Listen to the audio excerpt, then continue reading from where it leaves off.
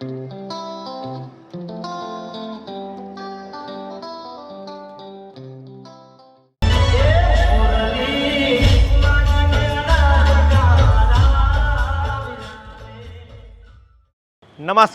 India to Bharat channel पर आपका स्वागत है। मैं आपका होस्ट नीरज शर्मा। गुजरात धाम की यात्रा पर ये हमारा आज का आखिरी एपिसोड है।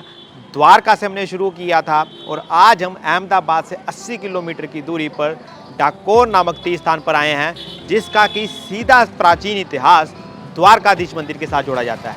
यहाँ पर भगवान श्री कृष्ण को श्री रणछोड़ दास जी के नाम से जाना जाता है और यहाँ पर जो स्थापित प्रतिमा है वो द्वारका से ही लाई गई थी। पीछे आप देख सकते हैं श्री रणछोड़ दास टेम्पल 300 मीटर की दूरी पर है। बिल्कुल हमारे सामने पार्किंग थी, पार्किंग में गाड़ी लगा दी गई है। हमने पूरे के पूरे गुजरात में बहुत आनंद किया, खाने के मामले में, तीर्थ स्थानों के मामले में, यहाँ के तीर्थ स्थानों की साफ़ सफाई के मामले में, हर हिस्सा गुजरात का हमें पसंद आया। तो चलिए अभी पहले डाकोर में जाकर श्री रणछोड़ दास मंदिर के दर्शन करते हैं और उसके बाद आपको यहाँ का जो मुख्य पौराणिक इतिहास विस्तार से बताते हैं। जो गुजरात का मुख्य शहर है आनंद, वहाँ से जो डाकोर की दूरी है वो केवल 30 किलोमीटर है।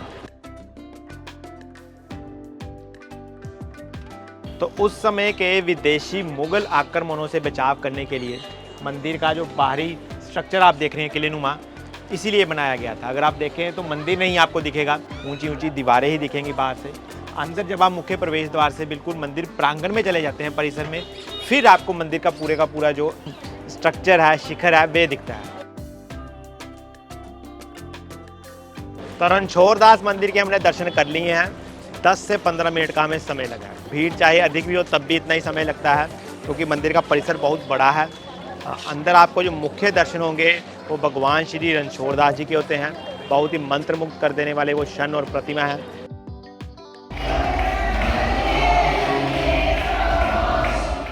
तो सबसे प्रथम बात करते हैं भगवान श्री रणछोड़ दास जी के द्वारका से यहाँ पर डाकोर आने की जो प्राचीन पुरातन कथा के बारे में। तो ये कथा लगभग 900 साल पहले की है, जब यहाँ पर डाकोर में भगवान श्री कृष्ण के एक भक्त हुआ करते थे, बोडाना जी राजपूत करके। और बोडाना नाम का जो भगत था उसकी सरनेम बोडाना थी और उसका रियल नेम था विजयनाथ। तो बचपन में अपने घर के पास में खेल रहा था, तो उसने एक साधु संतों का संग द्वारिका जाते हुए देखा, तो वो उनके संग में चला गया। तो ऐसे करते करते 15 दिन तक वो लोग चले और द्वारका पहुंच गए। तो उन्होंने एक संकल्प कर लिया कि बस पूरा जीवन ऐसे पैदल चल के आना है, पैदल चल के वापस जाना है। और ऐसा करते करते जब उसकी शादी हुई कि गंगाबाई नाम की पत्नी का गृह प्रवेश हुआ, तो ये दोनों पति पत्नी यहाँ से पैदल चल के द्वारका जाते और पैदल चल के वापस आ गए। 75 साल तक के बूढ़े हो गए, तो उनसे अभी चला नहीं जा रहा था। तो आखिरी दफ़ा जब वो गए तो द्वारकाधीश से प्रार्थना की, एक जीवन का संकल्प किया था कि पूरा जीवन आपके दर्शन को पैदल चल के आऊँगा, पर अभी मैं चल नहीं पा रहा। तो वचन दीजिए कि आप मेरे संग में मेरा जो गांव डंगपुर है वहाँ पर आके बसेरा करेंगे, तो मैं आपकी सेवा पूजा और नित्य सेवा दर्शन कर सकूँगा।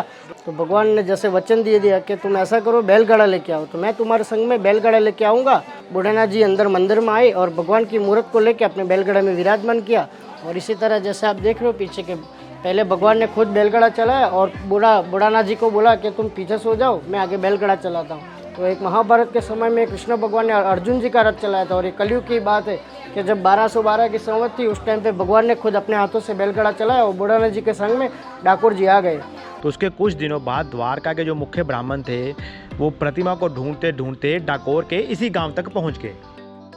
द्वारका वाले गुगड़ी ब्राह्मण सभी लोग बोडाना जी के घर पे गए और चिल्लाने लगे कि तुम चोर हो, हमारे भगवान को चोरी कर लिया। तो जैसे बोडाना जी को बुलाया घर से बाहर, तो जैसे ही बोडाना जी बाहर आए तो पूछा नहीं कि भगवान किधर है, क्या मूर्त किधर है, बस भाला मार के मार दिया। बोडाना जी के भगत का तो निधन हो गया और गांव में से किसी को पता नहीं था कि भगवान जी है कहाँ पर। तो ऐसे में बात होने लगी कि गोमती कुंड में से पानी तो पूरा लाल हो गया है। तो पानी में जाके सभी ने देखा तो भगवान की मूर्त पानी में ही थी और भगवान का जो वक्षस्थल यानी चेस्ट का भाग, छाती का भाग, उसमें से खून निकल रहा था। इसी का कारण था ये था कि बोडाना जी के ऊपर जो वार लगाया उन लोगों ने, द्वारका वालों ने, वो भगवान ने अपने ऊपर ले लिया, तो उससे पूरा पानी लाल हो गया था। उन लोगों ने भगवान की मूर्त को उठाने का प्रयास किया, पर वो लोग 15 लोग भी प्रयास करने के बाद भी नहीं उठा पाए। क्योंकि ऐसा इसलिए हुआ क्योंकि भगवान ने अपना जो भगत को उन लोगों ने मार दिया, तो उसका बदला इनके अपना वजन इतना भारी कर दिया। जब वो प्रतिमा नहीं उठाई जाती भगवान श्री कृष्ण जी की, तो ब्राह्मण उस प्रतिमा के बदले में गहने लेकर, कुछ एक जवाहरात लेकर जाने के लिए तैयार हो जाते हैं। तो उसके बाद उस प्रतिमा का तुलादान किया जाता है। तो जो बोडाना जी की पत्नी थी वो कुछ एक गहने रखती है और उसके ऊपर तुलसी का पत्ता रखती है तो वो प्रतिमा एकदम से नीचे की तरफ बराबरी में आ जाती है और तभी से यहाँ पर तुलादान की प्रथा भी चलती है। और भगवान श्री कृष्ण जी की ये प्रतिमा उस समय से यहाँ पर मुख्य मंदिर में स्थापित है। तो एक तरह से हम कह सकते हैं कि ये गुजरात की दूसरी द्वारका है। इस मंदिर का निर्माण सफ़ेद संगमरमर से किया गया है। सोने के कलश और सफ़ेद ध्वजा वाला ये मंदिर इस जिले का सबसे ऊंचा मंदिर भी है। जब हम मंदिर के मुख्य गर्भगृह में जाएंगे तो आपको वहाँ पर भित्ति चित्र दिखेंगे, जहाँ पर भगवान श्री कृष्ण जी के जीवन की जो कुछ लीलाएं रही हैं उसको दिखाया गया है। जो वर्तमान में आपको इस समय मंदिर दिख रहा है, इसकी जो संरचना का निर्माण हुआ है वो 17वीं 18वीं शताब्दी के बीच में हुआ है। यहाँ पर ना मेरे सामने आपको जो मुख्य प्रवेश द्वार है उसके ऊपर जो एक दरवाजा सा दिख रहा है उसे यहाँ पर कहा जाता है टोकोर खाना। यहाँ पर प्रतिदिन 3 घंटे शहनाई वादन किया जाता है। उस समय मंत्रमुग्ध कर देने वाला यहाँ पर माहौल होता है। बहुत बढ़िया से यहाँ पर एक ही परिवार पिछले कई 100 सालों से वो शहनाई वादन का कार्यक्रम करता है। तो रणछोड़ दास जी के मुख्य मंदिर दर्शन करने के बाद आप डाकोर के बाकी के मुख्य तीर्थस्थलों के दर्शन आपको करवाते हैं। तो दूसरा मुख्य तीर्थ स्थल है यहाँ पर गोमती नदी और गोमती घाट। यहाँ पर जो मंदिर आपको दिखाई दे रहा है सामने, ये गोमती नदी के किनारे पर स्थित है। ये वही प्राचीन तीर्थ स्थल है। यहाँ पर भगवान श्री कृष्ण जी की उस प्रतिमा को सबसे पहले लाया गया था। उसके बाद यहाँ पर कुछ एक घाट बने हुए हैं, यहाँ पर यात्री स्नान करते हैं और फिर मंदिर दर्शनों के लिए जाते हैं। तो ये गोमती नदी है, यहाँ पर बोटिंग की सुविधा भी उपलब्ध रहती है। तो गोमती घाट, यहाँ पर गोमती नदी के किनारे पर ही तुलादान का मंदिर है। यहाँ पर लोग तुलादान करते आ रहे हैं उस समय से जब भगवान श्री कृष्ण जी की प्रतिमा का तुलादान किया गया था। तो जिन लोगों की मान्यता पूरी होती है वो यहाँ पर आकर अपनी श्रद्धा के अनुसार तुलादान करवाते हैं। अब गोमती घाट पर आपको दूसरे मुख्य तीर्थस्थल के यहाँ पर दर्शन करवाते हैं डंकनाथ महादेव, जिसकी वजह से इस क्षेत्र का नाम डाकोर पड़ा। पहले ये क्षेत्र शैविज्म महादेव के मंदिर के लिए जाना जाता था।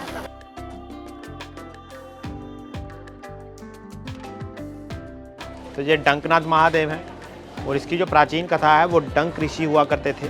उन्होंने यहाँ पर महादेव जी की तपस्या की थी। किसी समय में हमारे शास्त्रों में जो ये डाकोर जगह है वो साधु संतों की तपस्या स्थली हुआ करती थी। डंकनाथ महादेव की वजह से यहाँ पर इस धरती पर लोग आया करते थे। तो इसीलिए यहाँ पर महादेव जी ने वो डंक ऋषि जी को दर्शन दिए और उसके बाद इस जगह का नाम पड़ा था डंकोर और फिर आगे चलकर ये डाकोर के नाम से प्रसिद्ध हो गया। धरती से नीचे की तरफ है महादेव जी। ये डाकोर का सबसे प्राचीन तीर्थ स्थल है डंकनाथ महादेव जी का मंदिर। कि जो डंकनाथ महादेव है इनके नाम से डाकोर जी का नाम पड़ा था। जैसे डंक ऋषि थे, शिव जी की तपस्या करके डंकेश्वर महादेव करके उनको विराजमान किया और ये महादेव जी जो है वो रणछोड़ जी के यहाँ डाकोर आने से भी पहले के हैं।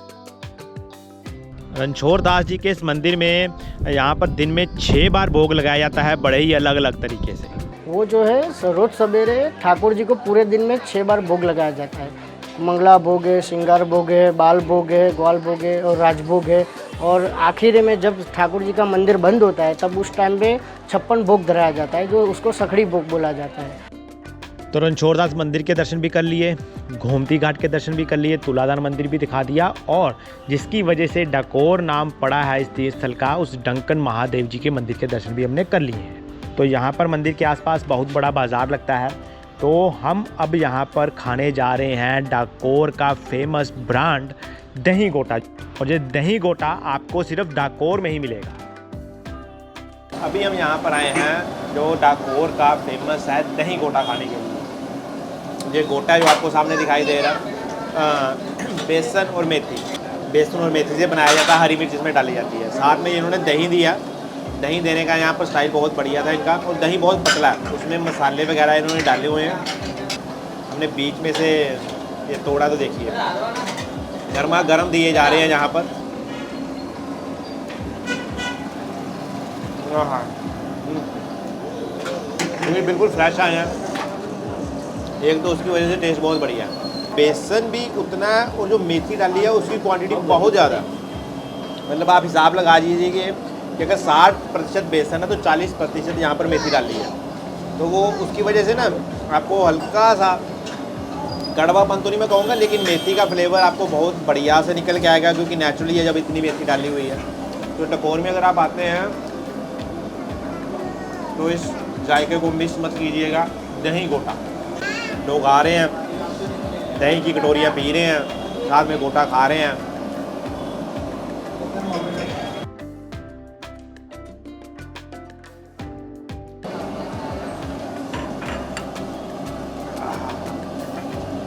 दही बहुत टेस्टी इनका, बहुत। तो यहाँ पर मंदिर के आसपास आपको बहुत सारी दुकानें मिलेंगी दही गोटा की। तो यहाँ पर पैकेट भी मिलते हैं, अपने घर में भी ले जा सकते हैं आप दही गोटा के। और हमने एक बार और खाया था यहाँ पर दही गोटा, तब हमने प्लेन दही के साथ खाया था। दोनों ही जगह हमें बहुत पसंद आया था।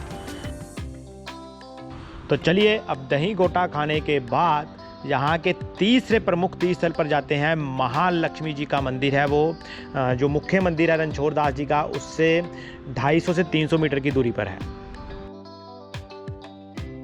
एक और मान्यता हमने यहाँ पर मंदिर परिसर में देखी है कि ध्वजा लेकर जो भक्त हैं वो आ रहे हैं, जिनकी भी मन्नतें पूरी होती हैं। द्वारका में क्या था कि 4 से 5 बार आप उस ध्वजा को निकाल सकते थे, लेकर आते थे, लेकिन यहाँ पर हर 2-3 मिनट के बाद लोग ध्वजा लेकर आ रहे हैं, मंदिर परिसर में परिक्रमा कर रहे हैं उस ध्वजा के साथ। कुछ एक ध्वजा तो हमने ऐसी देखी है कि इतनी लंबी है कि उसको पकड़ने के लिए 10 से 12 लोग हैं। तो ये यहाँ की एक मुख्य मान्यता है। उसके बाद इसी ध्वजा को महालक्ष्मी मंदिर में लेके जाते हैं, उसके भी आपको दर्शन करवाएंगे, जो कि दूसरा मुख्य तीर्थ स्थल है डाकोर का।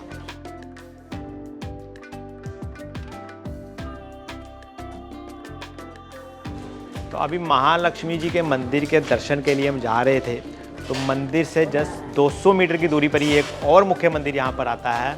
ये बुढ़ाना भगत जी और उनकी पत्नी गंगाबाई का मंदिर है। ये बहुत ही प्राचीनतम उनकी यहाँ पर प्रतिमा स्थापित है। बुढ़ाना भगत जी की हमने आपको कथा भी सुनाई है, जिसकी वजह से, जिसके कारण ही द्वारका से प्रभु यहाँ पर डाकोर तक आए थे। तो आप इसके दर्शन भी अवश्य कीजिएगा।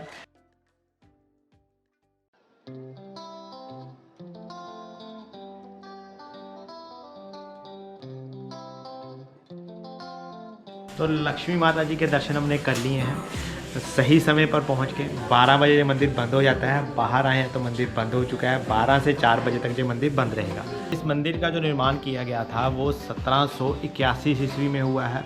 और कहा जाता है कि जब आप नागौर के श्री रणछोड़ दास महाराज जी के दर्शन करने के लिए आते हैं तो उसके बाद महालक्ष्मी जी के मंदिर के दर्शन करने के लिए आना होता है।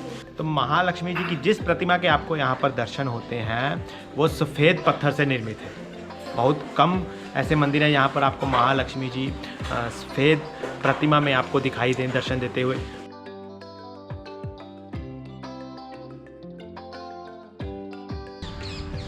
तो अभी हम एक और मुख्य तीर्थ स्थल पर आए हैं यहाँ डाकोर में। मंदिर से 1 किलोमीटर पहले ही आ जाता है। ये मेरे पीछे आप देख रहे हैं, ये नीम का पेड़ है, लेकिन जो मीठा नीम का पेड़ है, तो इसीलिए इस स्थान को मीठी नीमड़ी कहा जाता है। तो पहले अंदर चलते हैं। यहाँ पर भी आपको श्री रणछोड़ भगवान जी के दर्शन होते हैं और उसके बाद आपको यहाँ का पौराणिक इतिहास बताते हैं।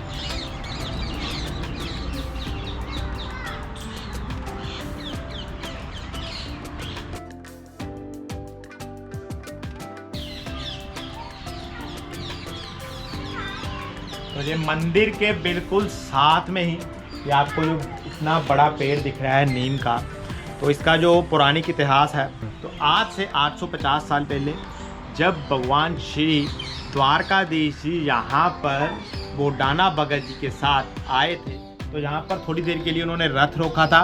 बुढ़ाना भगत जी को यहाँ पर उन्होंने इस नीम के पेड़ से दातुन तोड़ के दी। तो नीम का पेड़ आपको कहीं पर भी दिखता है तो कड़वी होती है दातुन, लेकिन इस पेड़ की दातन आपको यहाँ पर मीठी मिलेगी। पत्ते भी यहाँ के मीठे हैं, तो इसलिए डाकोर में इसको भी एक तीर्थ की तरह ही पूजा जाता है यहाँ पर इस मीठी नीमड़ी को। तो चलिए डाकोर के सभी मुख्य तीर्थ स्थलों के दर्शन हमने आपको करवा दिए। अब इसके बाद जो हमारा अगला मुख्य तीर्थ स्थल है, यहाँ से 70 किलोमीटर की दूरी पर आता है भारत के 51 शक्तिपीठों में से एक शक्तिपीठ पावागढ़ का शक्तिपीठ, जो कि गुजरात में स्थित है। अगले एपिसोड में हम आपको मिलते हैं गुजरात धाम यात्रा का, जो हमारा अंतिम एपिसोड होगा पावागढ़ का शक्तिपीठ। तो रहने की व्यवस्था के बारे में बात करें तो मंदिर के आसपास ही हमें 4 से 5 धर्मशालाएं दिखी थी, जिसका रेट 300 से 500 बताया जाता था, लेकिन इतनी साफ़ सफाई हमें दिखी नहीं।